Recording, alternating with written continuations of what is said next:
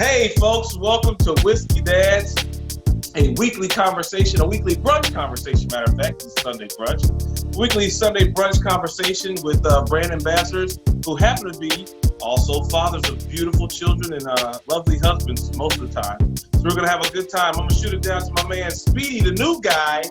Speedy coming straight out of Nashville. What's up, Speedy? Young Speedy. Looks like he's frozen with excitement. Going perfectly. By the way, this is the first time we've let Jay do the intro. Hey, Speedy's out. He just quit. There's Speedy. Like, nah, there he goes. I don't know. Speedy's like, man, the heck with this. Like, I'm not doing this.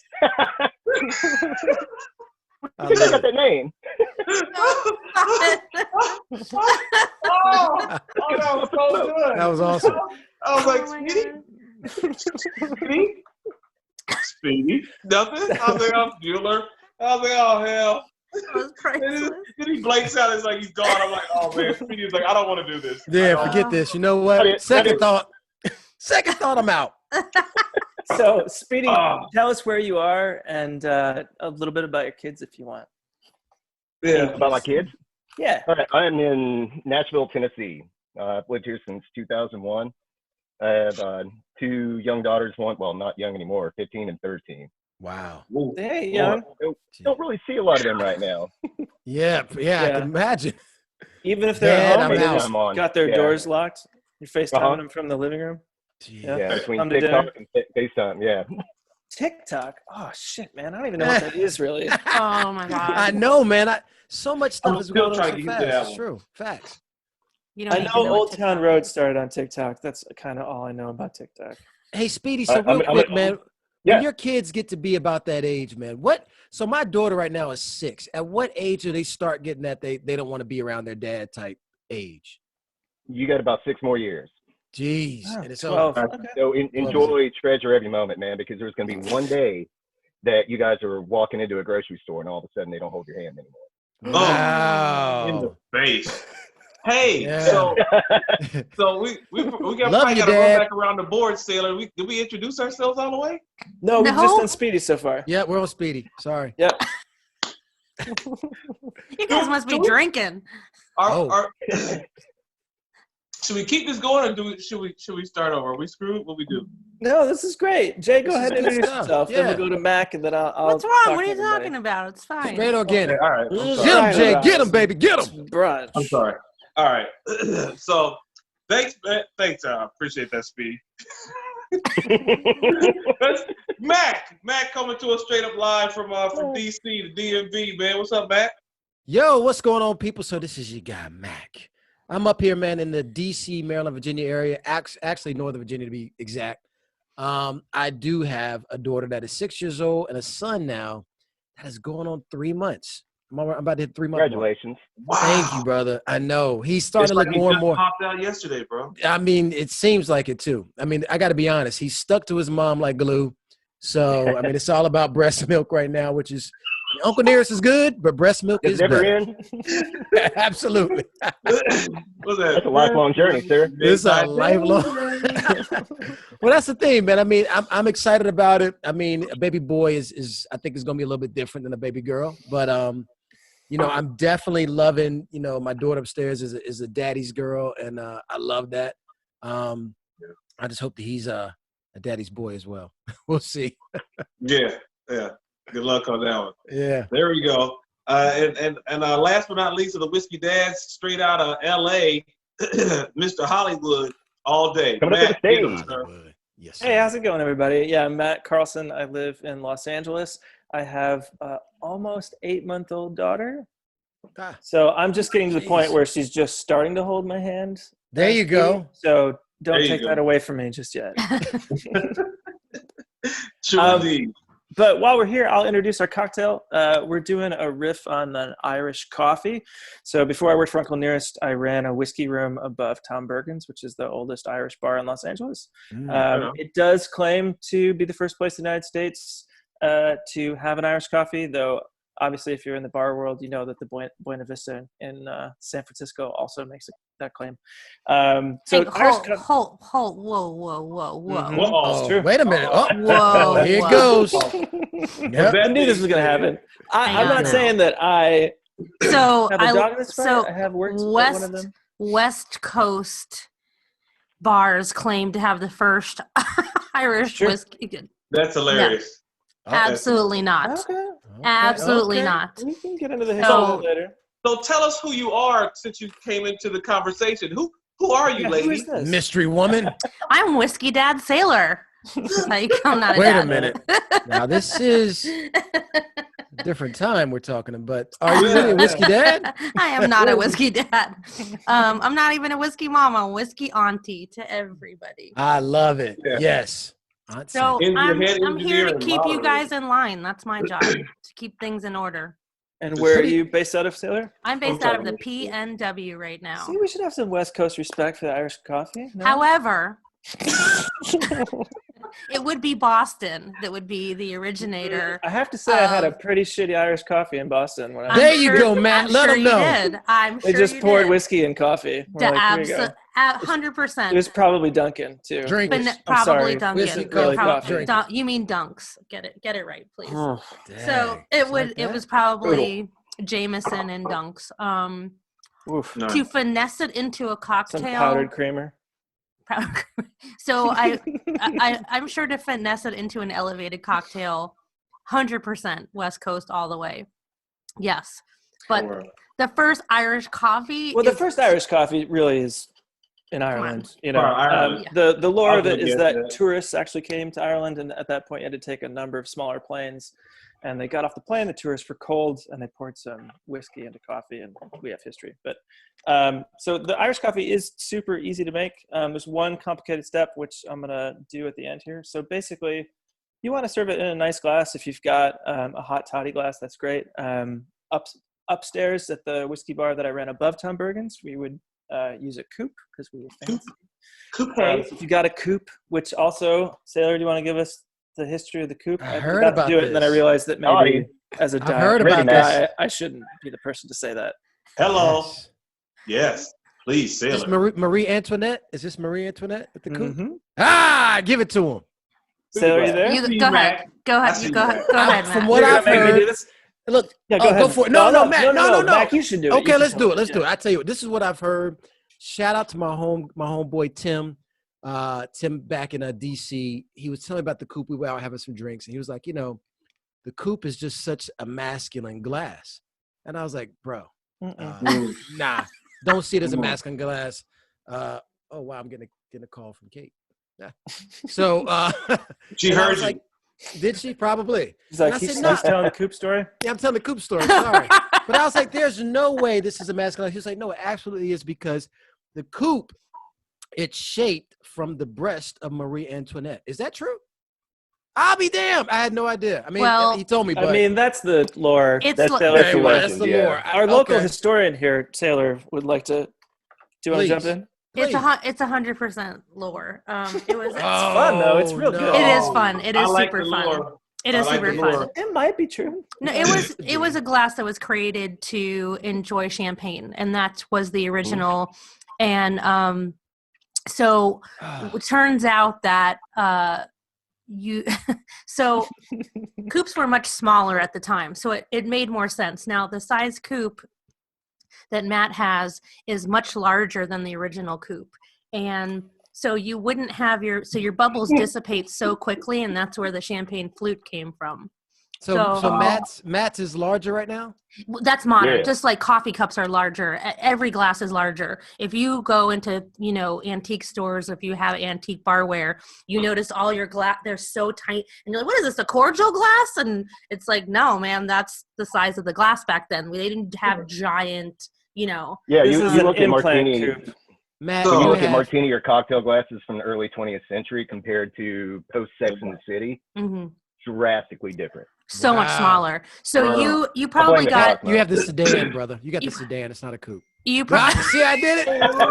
Right, I did it. Right. See, I did it. that's really Based good. upon the story, your coupe is like a D, maybe a double D. Oh, don't there know. you go. Come on, Jay. All right, I'm pull it sorry. back, boys. Pull it All back. right, all right. Anyway, Whiskey back to the dads. cocktail. Sunday brunch.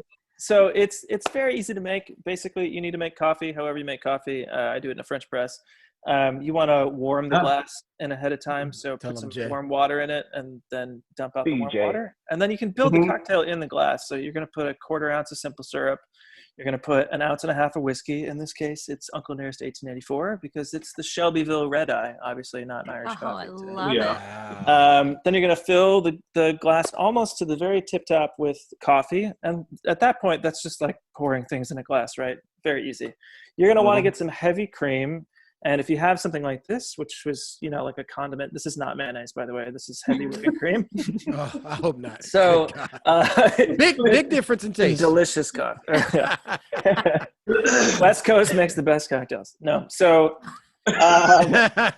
yeah, you're going to want to put some heavy whipping cream in here. You don't want it to be quite whipped cream, right? But you do want it denser than it's going to be in your carton. So I've already pre-shaken this. If you're working in a bar and you're making them all the time, you don't have to shake it that much after your second or third cocktail. But the first time, you're going to shake it for a significant amount of time. So I'll just do it a couple times here. That's the same way you do the baby bottle, right? Yeah. And then let's see if this works as well as I hope it does. Yeah. Connection. It might be too Oh. thick. Oh no, I shook it too much. Well, my wife's was very pretty earlier. Well, Well, that's disappointing. this is No, what Matt, not no. to do. I made whipped cream, so this is what you don't want to do. Oh, you shook it too Have whipped much. cream. Oh, You went crazy on the shake. If you guys want to talk, I can refill and try this again. Oh, okay. Matt's All right. look, this guy's really a perfectionist. He's I'll be back in a professional. second. He Yeah, gotta he's look professional. good. We waited too long. I made this cocktail like a little while ago. Yeah, Hold on, like an wait a hour second. probably. He woke up this morning ready to go. Yeah. To go. True indeed. So Sailor, what's good do we want to talk about today with the Whiskey Dads? I mean, it's we're going into, what is this, week 5 in the house? Is this Yeah. week 5? 11. Hey, We- 11 Speedy. What? Yeah, I was gonna say, 20,000. I don't know. So the question that I want to ask you guys, here's what I'm always curious about. Uh-oh. When I meet people that are in the whiskey business, Yes. I want to know how your whiskey journey began. What was your first whiskey love? When did you decide that whiskey was your preferred spirit? Do you remember what whiskey it was? And what took you on the journey to want to really have your life, at least your working life, revolve around whiskey? So just talk to me, guys, a little bit about your journey. Hey, you mind if I jump in real quick, fellas? Yeah. Because Yeah. I could tell you gotta my get that first kid. whiskey love. Yeah, my first whiskey love was a romantic time. I remember this time really good. I was absolutely at a bar. I remember this. I was at a bar, nice like wooden top. Music was playing lightly in the background. Very white. Asked the guy, yeah, and I was like, I just want something that's just gonna give me something that's gonna get the blood boiling. Gentleman behind the bar said, I got something perfect for you. It's like, all right, bet, let's go. Boom, puts it out, right? I'm looking at this. I'm like, normally I don't drink whiskey, especially not straight. So I don't know how to go about it. But I took my time. I kind of just walked up to it. And Jay, I held it romantically. I really did. And I was like, let me just get a nice little sip. And it like liquid love. You see what I'm saying, fellas? Liquid love. Barry White. Go ahead. Barry White. Oh, Barry White said, that's exactly what it felt like. Exactly what it felt like. But the funny thing is, I have no idea what type it was. Actually, the first one I had.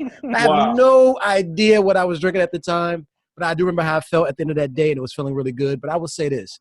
After that, I actually got into Scotch. I was first into Scotch really heavy. And from Scotch, I fell in love with the Highlands. I was all Highland out. That was my favorite taste. And then I got into bourbon. I would say, I'm trying to think what's my first one that I really fell in love with. I really couldn't tell you. I don't really know the first one. I do remember that Uncle Nearest, though, when I did have it. I mean, I shot the video on YouTube and everything when I first had Uncle Nearest. I remember being amazed by it. So that was probably, I'll be honest with you, as far as like, Tennessee whiskey, bourbon, whatever you want to say is American whiskey. American whiskey. That was probably my first love. I mean, because it was Uncle Nearest. Before that, it was all Scotch. So that's kind of how my story went. So when It's you a huge so leap. that's an incredibly. I mean, I can see the Highland. I'm a Highland girl as well. When it comes to Scotch, so okay. So you realize that you really love the taste of whiskey. Is there anything else about whiskey in general, the category, that do you feel that there's an emotional response to it, or there's a culture? I mean, there's such a culture around whiskey. Is any of that important to you? The cultural aspect of it, the camaraderie with other whiskey drinkers? Yeah, I mean, I think when you get into the whole like vibe of whiskey, in particular, I mean, even when you see movies, right? If something great is going on, they pour you a glass of whiskey, you have this little conversation. If something bad is going on, they pour you a nice little glass of whiskey, they have this conversation. If a money deal or something's passing, they pour you a glass of whiskey and have a conversation. My point is, I think American history particularly has always shown whiskey as being this go-to drink of like important moments in your life. So, whatever it was, I think I connected to it, for that reason as well. But I was always nervous about trying it because at first I was more into, the lighter, whiter, clearer drinks at the time because I didn't know. I thought that whiskey was for old people. So I stayed away from it, Fair. Grandpa's cough medicine. Yeah, there you go. Cough medicine. Yeah, Grandpa's absolutely. cough medicine. There you go. Well, you know what? My dad was a big Jack Daniels fan. So Jack Daniels, Crown Royal, I stole a lot of that out of his cabinet. And that's probably my first taste of something brown. I remember that. Yikes. But yeah, I was that guy. We were living in the North Carolina, man, out in the sticks. There was nothing else to do really but cut wood and take my dad's whiskey. And so that's what I did. So how did you go from being a whiskey drinker to being in the whiskey business? What was that leap like for you? Good question. I think for me, it was really the story. I fell in love with the story with Uncle Nearest. I fell in love, and I said that this is the best American story. I always approached it the same way I approach it now, because I want people to experience it the way I did when I first had it. And I said, this is the best American story I've ever heard, especially in a product. So when I started working with Uncle Nearest, it was completely out of the love for the story and wanting to share this legacy that is a pure American story, rich American story that you cannot really fabricate. You can't find it in most things at all. I mean, I'm trying to find a product that is similar in that sense, not even a whiskey. And I can't tell you one that really shows the fabric of American history. And of course, being a Black man, a lot of these stories we already know, hidden figures, it gets overlooked, gets moved to the back. So a lot of it, you never hear it. So when this came out, I honestly could not tell you another like it that shows, even though we know that Black Americans were very much involved in a lot of the creation. I mean, they built this country, and building this country being the richest country in the world, that means that they influenced a lot of the other countries as well. So having this, I guess, just sold me, and I was excited about it. I want to be a part of it.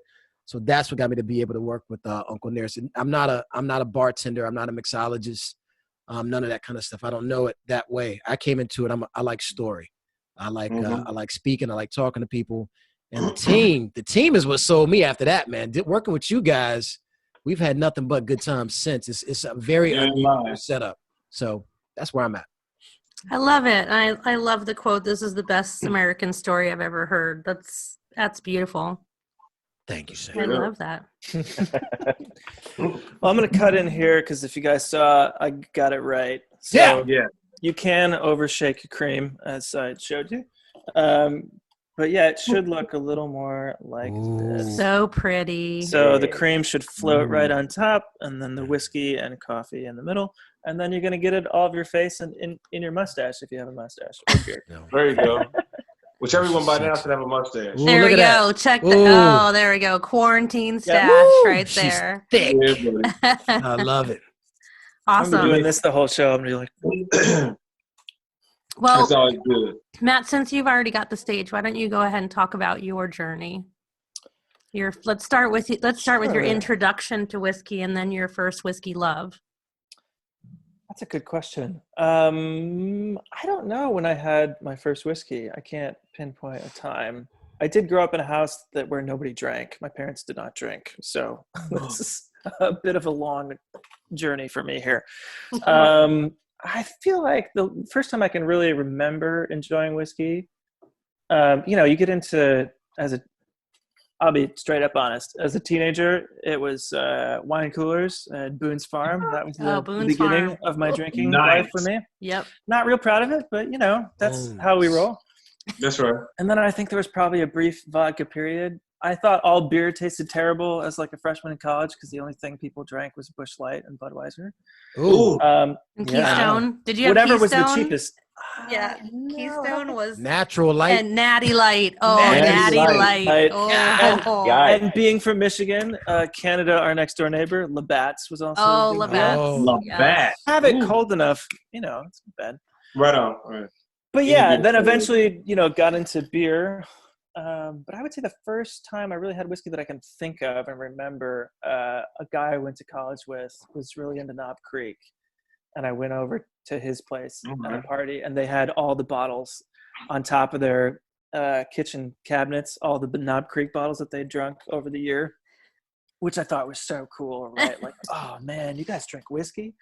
So I think Knob Creek was probably my first go-to pour. I still enjoy the barrel proof Knob Creek, to be honest. Yeah. It's 120 proof, and I feel like I enjoy Jim Beam products in general. I think it has a real strong characteristic of the yeast that they have there. I like Baker's. Booker's is, a little intense, but also enjoyable. And then how did I get in the whiskey business? So I went to undergrad and graduate school for theater and acting. And then worked as a stage actor for a long time, and eventually realized, so in that job, you are hired for a play, and after 3 months, the job's over, right? So I worked a lot, but you eventually need to have some sort of support job in between. Why so many of your waiters and waitstaffs and bartenders are actors. It doesn't mean that they're not successful actors. It just means that their job ended and they needed to make money again. So, I would, in my late 20s with a graduate degree, I had never worked in the restaurant industry. And a friend of mine was working at a really fancy restaurant, and I took a job as essentially, they didn't call it this because they don't call that it anymore. I was a back waiter, but the real word, if you're a layman, would be busboy, I think, is the word that people would recognize. So I started there. I worked at a 8-table Michelin recommended Italian restaurant called Isodi. Whiskey had always been kind of a hobby for me. So to backtrack, and then I just started, drinking through the list that they had there, and eventually started serving, learned the whole, wine list, which was extensive, learned service over time. Rita Sodi, who is the chef there before it closed when all this happened, won a James Beard Award last year. So fantastic place. That's sort of where I found my way into service. And then, when I moved to Los Angeles, I got a terrible restaurant job, which I won't say the name of the restaurant. It's since closed, which I'm thrilled about. Perfect. Because serves them right. They bounced my check twice. I've worked at those places. I needed a job and we had moved, right? I did a play here in Los Angeles when we first moved at the Mark Taper, and then needed a job. So, but then friends of mine who I had known from New York were running Tom Bergen's, and they were looking to open a whiskey room on the second floor. They knew I had experience in whiskey. It had always been more of an interest and a hobby, honestly. I'd read about whiskey. My wife's family is from North Carolina, Alabama. They moved to Tennessee, and so every year when we'd go for Christmas, we would drive between Tennessee and Michigan, where I'm from, and so we would go on distillery tours. And so I started to help them open that whiskey room on the second floor. I quit my terrible restaurant job, and then they didn't open that room for like a year. Ow. So I ended up helping. It was actually, in hindsight, a great thing. I ended up managing the downstairs bar, and then every night getting to taste through everything that we had purchased for upstairs. So I got to taste every American whiskey. We had eventually 200 American whiskeys upstairs. Wow. So like everything that you would have wanted to taste, I got. You're a busy man. and I continued to read. And so I got to taste the full Pappy line. I got to taste all these, rare things that we were able to find. And then when it finally happened, was able to help them program that list and open Vestry. And then my wife and I were looking to have a kid, and I wanted to transition out of being in service and not be at a bar late at night, which I'm sure some of you are familiar with. Mm-hmm. So I met Fawn and Keith when they came into Vestry, and that's how it happened. Nice. Yeah. Very interesting. That's wow. That's a great way to anyone that's gotten to work in a bar that has a large whiskey list, or if you've gotten to write a whiskey list or worked in a whiskey bar, it's such a great way to get to know American whiskey, because it's all right there. And especially I've written many whiskey lists, and I kind of miss it because it would keep me up to date on what's coming out and what's happening. And I feel so out of the loop now. I was constantly looking, because we wanted to have everything. Yeah. I was constantly looking through magazines and trades and figuring out what the new whiskey was, making sure we were able to get it. Actually, one of the stories I love to tell is that I met Keith for the second time because I was in the airport at LAX on my way to Denver to camp out overnight to get bottles of Stranahan Snowflake, which are released one day a year, right? And only at the distillery in person, and I wanted to have it. We had a bottle through not so great means. Matt, that cream on your mustache looks like teeth. Still there? Oh no, it looks like teeth. Hilarious. I just had to let you know, brother. All right, I should probably stop. It's a true friend. Just let it. I'll just let it look pretty right here. Beautiful. It's beautiful. So I met Keith for the second time in the airport. I had a tent and a backpack, and because it was cheaper for me to fly there and buy it than how we procured the first bottle that we had at the bar. So, and you have the story of getting to tell people I actually slept on the street in a tent the night before to pick up a bottle of whiskey that you're going to get to try. So, man, it's like you're getting an iPhone or something. Yeah. Exactly. Oh, the camping out. But I mean, I love telling people, and my experience with whiskey and why I love it, to circle back to that question, my connection, I really feel like beer, it's meant to be a working man and a working woman's drink, right? Mm-hmm. So throughout history, it wasn't something, I mean, it's slowly changed in the last 20 years, but bourbon wasn't Scotch. Bourbon wasn't 50-year-old Macallan, right? Mm-hmm. Bourbon was a drink that your grandfather had a bottle of, or your dad had Crown Royal and Jack, it was something for everyone. And now I think because we're in a different time and because we have super premium categories, and we're in that premium category too, right? I feel like people can be very intimidated by whiskey. Mm-hmm. And so one of my great pleasures, having sort of come to this, you become an expert at whiskey by drinking whiskey and learning about whiskey. And I try to tell people not to ever feel intimidated, that everybody started out where you are, right? And also, don't let anybody tell you how to drink your whiskey. You should drink whiskey the way you enjoy it. Would I put Coke in Pappy? No, right?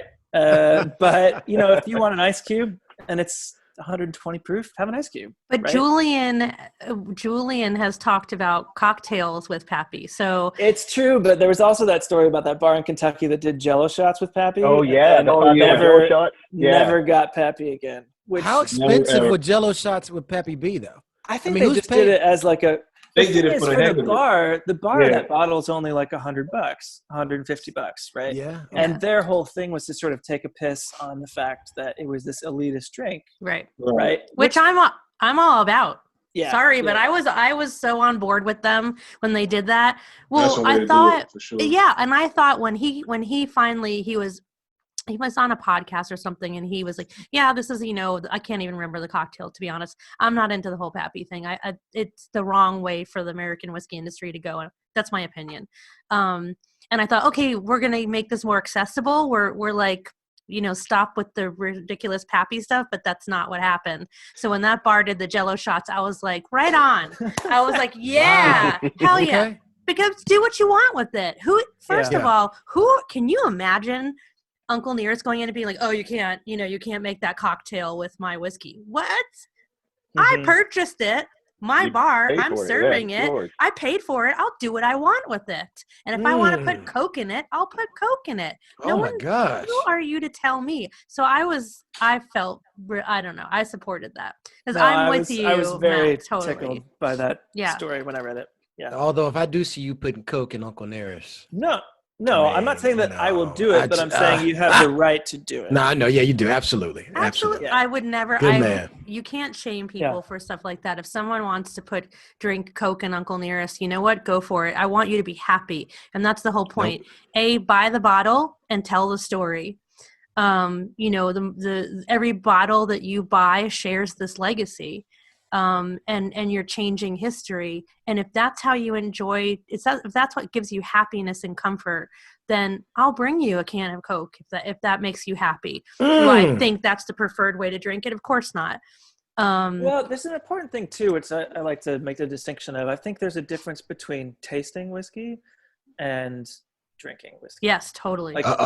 There are times when I want to have whiskey in a Glencairn. That's probably most of the time, actually. Okay. But there's also times where you're in the backyard or you're watching a football game and you want to put a couple ice cubes in, and you're not doing it to pull out like, oh, I really taste the, marzipan, to use Fawn's favorite word, right? Like, yes, there are those times when I want to sit and like really, take my time with the whiskey. And then there's times when you're drinking, and those are different experiences, and they're both valid.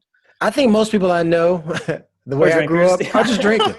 I hate to say it. I mean, the way I grew up, I'm telling you, man, I don't know how it is in the areas you guys were, but where I was in North Carolina, there were just a lot of drinkers. Hey, man, I was drinking Boone's Farm, so let's be there you go. Honest. Give me where I want to get, right. Well, I think it's the same with cocktails and drinking it neat. People that are like, oh, I only drink it neat. Ice cubes are for sissies. Cocktails are ridiculous.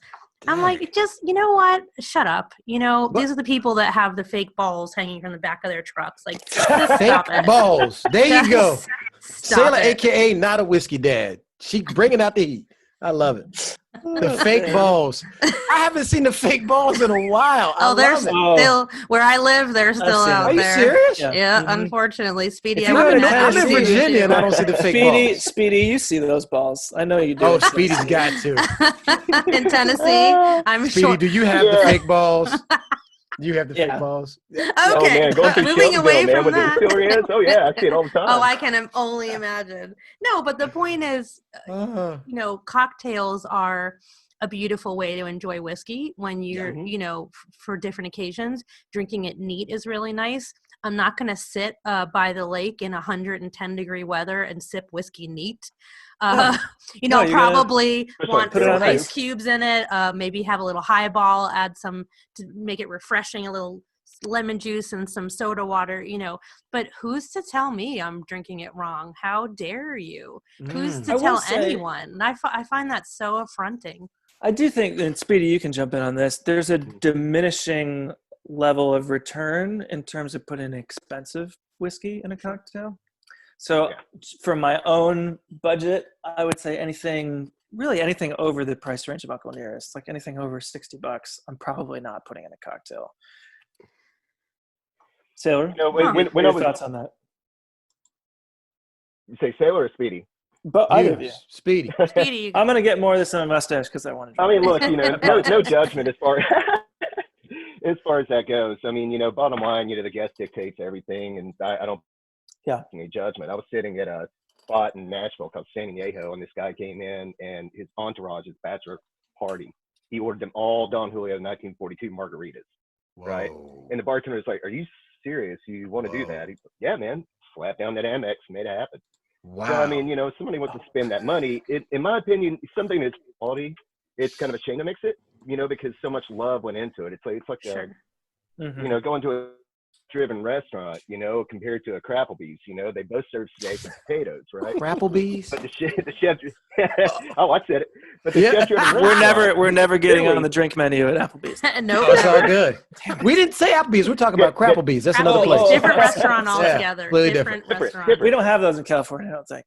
By the way, my wife also brought me something to wipe my face with, so we're good. You're good. But yeah, with a chef-driven restaurant, you know, the same protein, the same starch, man, you can literally like taste the love coming off the plate, and that's how much regard I hold a higher end spirit. That's what I first noticed about Uncle Nearest when I got into it. It wasn't just an incredible story, you know. I mean, it's not a marketing ploy or anything like that. It's a beautiful story with an exquisite whiskey. And you know, when I'm mixing and I'm creating cocktails with it, you know, sometimes it pains me because, man, I just want to Really? raise a cookie. Yeah. I Yeah. kind of feel the same love way. I have that a hard kid. time I putting don't feel like that at all. 1856 in a cocktail, but which I shouldn't say because we want people to use cocktails because cocktails drive See, volume. But here's the 1884 is what 1820. I'll use. Yeah. But 1820. Whoa. Thoughts on Wait, that? 1820 in a cocktail? 1820 makes a killer old fashioned. Are Killer you- old fashioned. Oh, Yep. God. I'm sure it does. If but I you feel like- if you make your old fashions correctly, so you are just putting a few little components in there to elevate the flavors of the whiskey. If you do it properly, it is beautiful. And again, it's just something a little different that you can do with that pour. If you want to enjoy a really special cocktail, it's Christmas, it's a birthday. Of course, you want to drink it neat first, and you want to know it first, and you want to appreciate it that way. But there's nothing wrong with putting 1820 in a cocktail. Now, a diluted cocktail, no, I would never in a million years That's recommend it that. right there. It Yeah, is that's it right there. it's the type of cocktail. It's how so like an old fashioned. I wouldn't do it in a Manhattan either. I would. Old fat. It's just a great example because it's a low component. You know, I really put just a drop. I do a drop of simple syrup and just 2 shakes of bitters, and that nice expression, that orange rind over it, really highlights the elements inside the 1820, which I think are beautiful. So I don't think I'm diminishing the I drink guess at all. I guess that's what I mean. Like if you add too many ingredients to a cocktail with a high, you just Sure. aren't going to taste what you bought as much. But something like that, like a very simple old fashioned with 1820, it would still be hard for me to make, but it sounds delicious. Yeah. Oh, there you go. I'm with Matt. It would have been, look, it'd be hard for me to make it anyway. See, it's beautiful. Still know how to make it. This is the beauty of whiskey, right? This is what's important, is that we all have different opinions on it. We all have different reasons for drinking it, how we like to drink it. You know, we have different philosophies on it. And nobody's right and nobody's wrong. So we are each individually correct. That's it. We are. No, I'm with That's Sailor it. on this one. If you've bought it and you've paid for it, you get to do whatever you want with it, and whatever makes you happy. I'm not a libertarian, but live free or die with your whiskey. That's all I'm saying. I right there with you. Some of y'all are doing it wrong. I'm going to say it. No, I'm kidding. Oh, my Lanta. They might be doing it wrong, but they have the right to do it. That's all I'm saying. Yeah, it's not do it wrong. The right to do it wrong. No. I'm messing. I'm messing, Sailor. I'm messing. I'm having fun. I really am. I spend like I've been half drinking, my life my drink teaching is almost people. gone. Oh, Well, enjoy see- whiskey the way you enjoy I'm drinking sorry. whiskey. But Yeah, you know absolutely. what? I think maybe this has to do with me being a woman. I think that might be another element to it as well. Okay. Because Go for it. whiskey still isn't marketed to me. Yes. Women, every Wednesday, I sit with a group of women and teach them about whiskey, not just Uncle Nearest, because I want them just to become whiskey drinkers. I want them at the very, very least to know it is something that they are invited into, that it is approachable for them, that it is for them, just like it is for anyone else. Until women become part of that, marketing plan, until African Americans and Asians and, until everyone is invited into it by the industry, that's part of the work that we have to do. So I think that's why I feel so sensitive about telling people what's right and what's wrong or how you should drink it.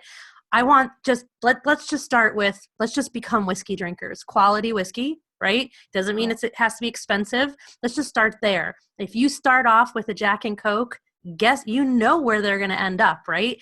Look at how we all started off. I didn't start off drinking premium whiskey, Where do you end up? If someone had taught me earlier, though, I wish someone had told me this was a spirit that was for me also, because I didn't feel like I was welcome to it. I didn't feel like I was a part of that. It felt unapproachable. It felt like something that wasn't for me. It was for old white men. or white men, period. That's what really, especially Scotch, you know, but whiskey in general, it was. And then at some point, Crown Royal seemed like it was for black men, and still not me. So like, oh, okay, gosh, there's just no whiskey that's for me. Awesome, you know. Get some of that Crown. So that might be why my perspective is, I feel so passionate about telling people just drink it and be happy. And then we'll eventually get to the point where you're going to have your daily drinker, and then you're going to have the nice stuff. But just let them drink the Angel's Envy. Let them drink. Let them put it in cocktails. Hey, look, you said there's no right or wrong. Did you just call out Angel's Envy? I mean, she said there's no right or wrong. It's my wife's favorite whiskey sailor. But that's a beginner whiskey. That's a beginner bourbon. It really is. That's where a lot of people start. I don't know. Truly.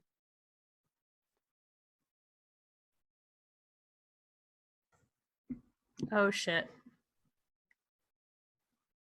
For a second, did I miss Speedy's whole thing?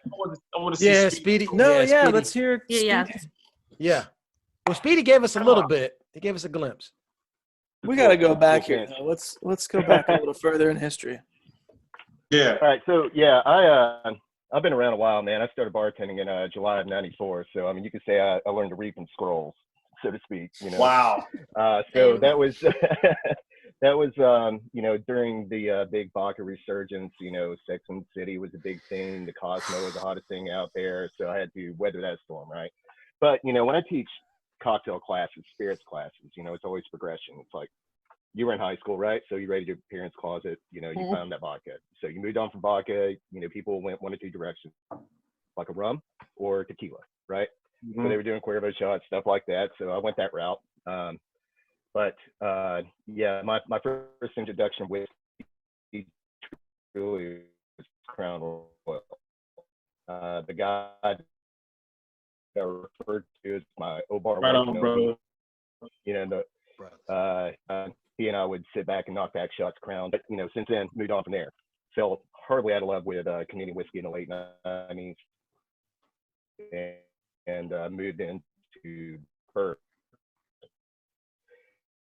So I was in East Tennessee. I had friends in North Carolina and Newport that would bring me moonshine.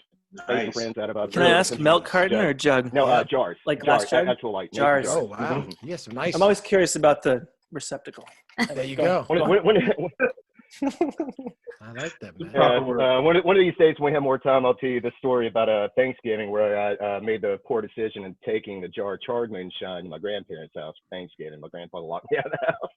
Oh, wow. Oh, yeah. That could be the next.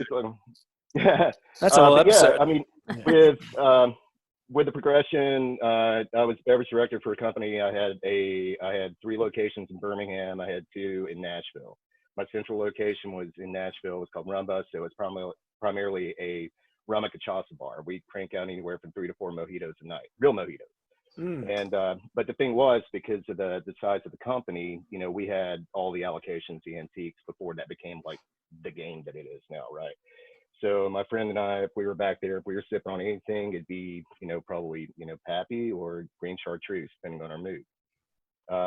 But yeah, with whiskey itself, I fell in love with, you know, the spirit itself, the outlaw spirit involved with it. It was something that was truly American. You know, of course, you know, with my progression, of course, you know, I went into barrel proof bourbons. You know, you were talking about scotches. I'm an Isle girl myself. I love that big, peaty, smoky, like you're standing in the middle of a tobacco barn licking a leather belt. That's my girl. You know? Can't do it. No. Scary. Licking leather belts. My man.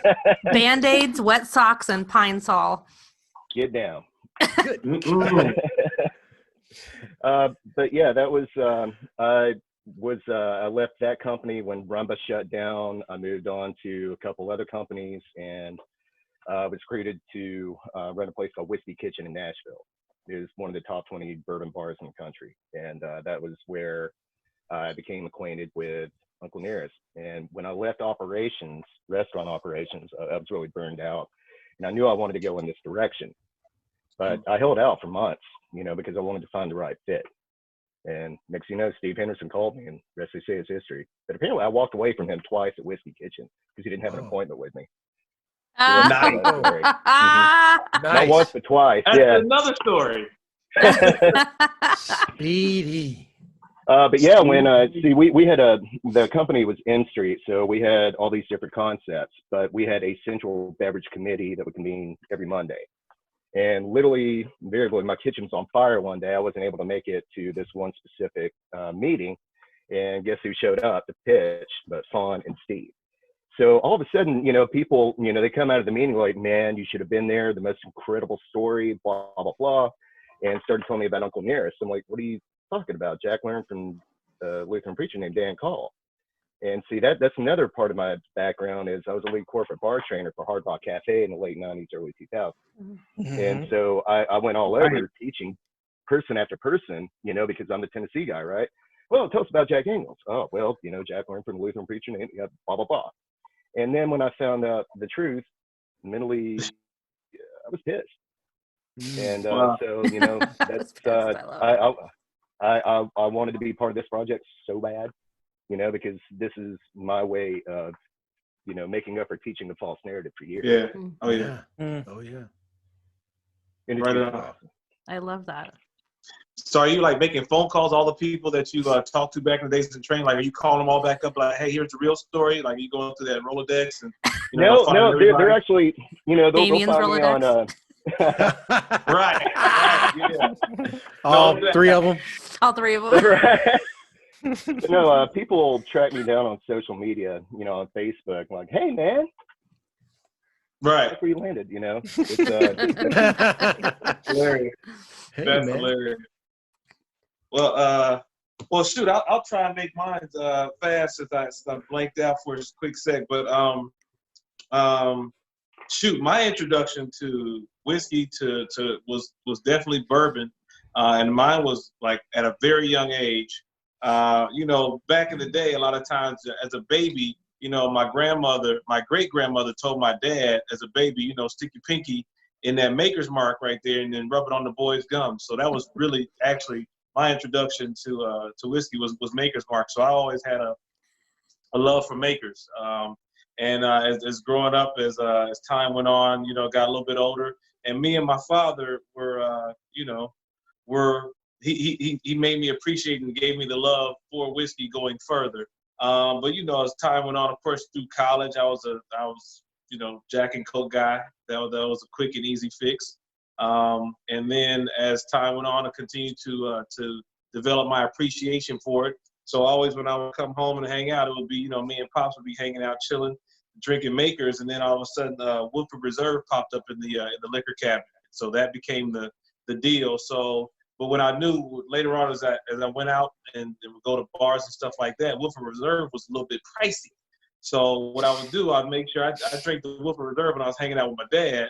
But other than that, it would be Maker's Mark or Jack. So, and my introduction is I've been working in hospitality now probably about 15 years. So I mean, I've been a corporate guy for a while out of school, out of college, and then worked my way and eventually got into hospitality just as kind of like a backup plan, I guess. And it turned up being plan A, and I fell in love with it. And so as time went on, attending different bars here and there, traveled. I mean, I lived in Cincinnati. I worked at the place that made me fall in love. I was working at a spot called Simone's, and that made me fall in love with hospitality, with bartending and all that good stuff. I mean, I found out I was pretty good at it. I had a good time. I like talking and relating to people and, being able to make up some cocktails. And so time went on, we moved down. Me and my wife got married. We decided to move down to Atlanta, moved around to a few different spots, and finally landed. Well, I started down. My first job was at the spot called the Pecan, and I helped develop their beverage program because they were mainly like bartending, mainly like poured iced teas, sweet teas. A lot of times are made quick and easy drinks like Crown and Coke or something like that. And I was like, man, y'all can make some serious cocktails back here. So I started doing that. Then I worked at another bar, opened another bar, and then eventually came across this crazy concept for a fine dining restaurant in the airport. One flew south, and folks were like, there's no way that this could work. But I mean, I was truly blessed to be able to work with some fantastic folks. You know, it was Chef Dwayne Nutter, Chef Todd Richards, Jerry Slater. Those were the three. It's crazy, like the holy trinity of making that place work like that and making it what it was. And so between those three, they made me appreciate more so what I was doing in hospitality. Jerry Slater taught me a whole lot, and whether he knew it or not, I mean, I paid attention to a whole lot of stuff. And then Chef Dwayne and Chef Todd definitely, you know, kind of made me up my skills, because they are two brothers. I mean, from that standpoint, two African Americans who had been to the, you know, who are at the top of their game in regards to being chefs and culinary arts and stuff like that. So they kind of pushed the envelope. So it was you know, a time working there where it went from being like I'm just working here for a job to be like, hey man, this is something that could really be, you know, fulfilling in a career. So worked there for a long time, and that's actually eventually one of my homies in the game. I work with a young lady by the name of Tiffany Berrier. I work with a lot of fantastic ladies. Toki, who was on the happy hour. So it was a lot of us. The folks who worked at One Flew South were like some really phenomenal people, and I truly realize that now. But Tiffany had left One Flew South, and she somehow had come in contact with Fawn.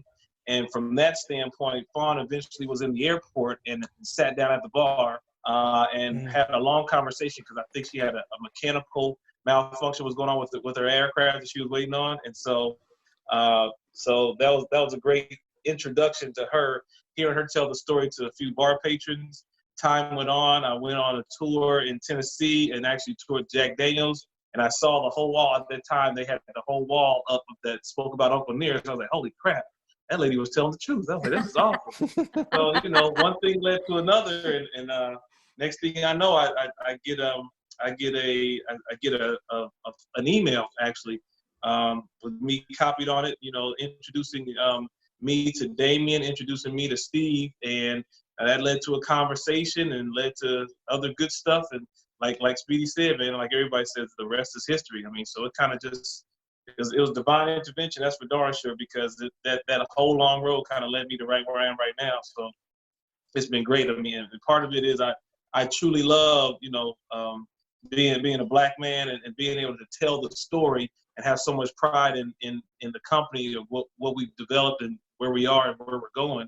But then also too, just to have that long ride of coming from where I come from with being a Cincinnati boy right across the river from Kentucky. So I've always known bourbon, and now being a Tennessee whiskey guy, you know, pushing the pill for Tennessee whiskey, which is awesome. So it's been a long and wonderful ride, but I'm a whiskey guy all the way. And now I love Uncle Nearest. I get really, really good. You can see my daughter sneaking around in the back. Yeah. Yes. I know. I love it. There it so is. Cute.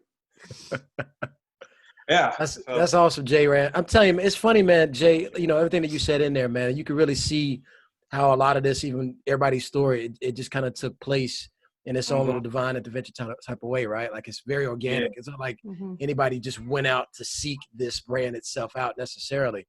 It all just kind of came to, which is awesome. Yeah, truly. Yeah, that's wild. That's truly wild. I think I emailed Fawn and said I have to work for you. I might be the only one. That's Sailor though. Sailor's a go get 'em girl. For real. Well, I found myself in the Pacific Northwest inland, which it's nothing. And it's a whiskey desert, unfortunately. And I read an article I don't know. It was before there was a brand. And I remember just being like, oh, I'm just going to save that for later. And then I saw something posted on Facebook and I went, oh my God, I remember that story. She actually made whiskey. And I'm trying to count up how long had it been. And I'm like, oh my God, there's this. And I started reading reviews of it. And I'm like, wow, this is really real. And at that point, there was so much press that I was able to gather a lot of information.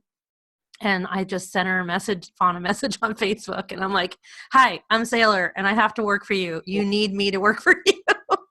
Love it. You need me to. I love it. I was You like, need me on that wall. you're trying to sell yourself. I'm like, and this is why, and blah, blah, blah. And, I just thought, God, to work for, I had the pleasure of working for another distillery at the distillery that was run by a husband and a wife, and it was the wife's family. She was the descendant. And so I know the difference of what it's like to work for a woman as a woman, and it is a wholly different thing. And I could only imagine what the culture would be like in this company run by women. And so that was very attractive to me. So yeah, I beat her door down. And then she's like, okay, here's Kate's email address. And I sent an email to Kate, and it was like, boom, boom, boom. It was crazy. I was like, I assumed there would be levels of interview, and they were just like, here you go. Make it happen. Yeah, that was funny. I mean, I remember somehow, some way, I found we got in contact over Instagram. I don't know whether I saw you like with some different posts with Uncle Near or something like that. But I remember being in contact with Sailor before Sailor came on with Uncle Nearest. It was so funny. It's like when they was like introducing Sailor, I was like, hey, I know that lady. I've seen her on Instagram. It just really freaked me out. Like, oh, we're cool. I was like, hey, this is great. She's gonna be an ambassador with us. I was like, yeah, she's gonna kick butt, because I've seen her all over Instagram with one hell of a following, and she knows her stuff. So yeah, it was a great. It's so funny how this group has come together from all different type of backgrounds and all different type of experiences, and you know, we got a huge melting pot within this organization, man. And I mean, it's one hell of a family. I mean, we say it, but I mean, I think it's true, because I feel like I can call up any one of us. We can, you know, talk some stuff about Uncle Nearest, but then talk about life. You know what I'm saying? And see what's going on in everybody's life and have a good time. And this is truly a time right now with us being online all the time and all that good stuff. We just checking in with each other and enjoying ourselves, and you know, working and living at the same time. So it's a good organization to be part of, and I'm really happy with it. That was a nice little plug, right? Good job. Thank you. I'll get the check in the mail. Appreciate that. I think it's important to say that for a lot of us, I think we could have chosen to be with other brands, and in some cases have been with other brands. I took interviews with a bunch of places, whiskeys, when I wanted to leave working in a bar. But for me, I had to work somewhere where the whiskey was exquisite, which I think we have. But also this brand means something. Yeah. You know, it really does mean something. And so when this opportunity came, I was like, of course, I'll take this job. Hashtag more than whiskey. It's not just a hashtag. I mean, especially when you get to a certain place in your career. I mean, for me, I've worked for many different brands, and I've been in the industry a very long time. And I do feel like I'm nearing a place where I hope I could easily get a job with pretty much any brand if there was an opening, because of my experience, and I'm a hard worker. So I do feel like I mean, this was definitely a choice for me. I know I sought it out. I just thought, I remember saying, I've always felt like I was doing something good for people talking about whiskey for a living. Like it makes you happy. It's a celebratory product. It's a happy product. It's a distracting. It's nice. It makes people happy. There's no downside to it, in my opinion. And I remember saying to my friends, now I'm really doing a good thing talking about whiskey. That's what it was for me, was like, okay, I could go work for a lot of brands that have, and I worked for many brands that had beautiful whiskey. And an interesting story, but this is doing something. I think that's we're literally doing something with the whiskey, you know, probably for the next 25 years. And Fawn actually, when we were in New York City, changing lives, dude. Fawn acts. I remember it was so interesting. We were having a conversation. She said to me, "What do you think? How do you think the brand ambassadors are going to feel about the brand like 100 years from now?" And I was like, "I mean, I think they're going to be just as passionate as we are, don't you?" And she's like, "No." And I was like, "Really?" And she said, "No, I think it'll just be another whiskey brand." And I looked at her, and it was like a, and she does that to you a lot, if you know Fawn Weaver. She said, "We hope not, right?" And I'm like, I guess you're right, because if we all do our jobs the right way, it's going to be another major brand on the shelf. It's going to be Jack and a Jim story Nearest, that everybody right? knows. Everybody knows the story. It's just it's been right. Nearest Jack kind of, I know and that. it's on every show. My grandfather used to work for them. Exactly. I mean, Wow. and that's if we do it the right way. And it was it was an interesting thought. Like, I guess you don't want them to, because if they're still just like, oh my God, I have to tell the story, we haven't done our job right. We haven't made it a shelf staple, which I think is what she's saying. 100 years from now, it's just going to be a shelf staple. Right. You'll say Jack Jim Nearest, or maybe Nearest Jack Jim Johnny, if we really do our jobs right. Nearest Jack Jim Johnny. Sure. So I thought that was really interesting, and it's a interesting thought to ponder for us. Mm-hmm. I like that. Yeah. I like that. Truly. Yeah. Well, let me see. Was there, what else were we chit-chatting about? My drink is empty, so I think it's a good time to wrap it up, because I need to refill my drink. Just cream here. Yep, I have just the tiniest bit left. Cream dream. Just need to have one of these. Oh, yeah. You guys, it was very fun hanging out with you. I appreciate you letting me into the Dad's Club. Absolutely. And y'all behaved pretty well, so congratulations. Speedy, thanks for joining us. Thanks for Thank coming you, on, Speedy. Welcome, so Speedy, the new guy. Yeah. The new dad. Yeah, the new dad. Taking a chance on an unknown kid. Here's looking at you, kid. So, any parting thoughts? Anyone want to finish us off with a meaningful toast, since it's Sunday brunch? The guest. Can the guest lead? Speedy? Good call. Speedy, you do it. Yeah. Of course. My talent. No pressure. No pressure. No pressure at all. Why don't we just say drink honorably? Here, why don't we, so going back to our conversation about how you drink whiskey, here's to people drinking their backyards with ice cubes. Here's to people with cola, to people drinking it neat in a Glencairn because they're fancy and they like to nose it. And here's to people drinking from the bottle. I love it. Cheers to you this week, everybody. Cheers. Cheers. Cheers, everybody.